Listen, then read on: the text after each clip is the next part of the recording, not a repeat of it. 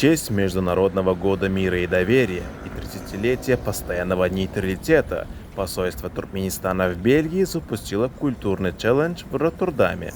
At Turkmenistan's initiative, 2025 has been declared the International Year of Peace and Trust. Let's celebrate this together. Turkmenistan, the International Year of Peace and Trust. Turkmenistan, Ankara, parhatçilik ve inanışmak ile. Berkesin, dost, dökülük, yorulgunsi. Turkmenistan, long live a peaceful life. Yaşasın bütün dünya dostluğu.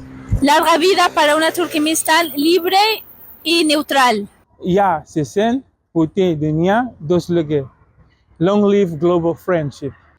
Turkmenistan halkara pararçılık ve inanışmaklı.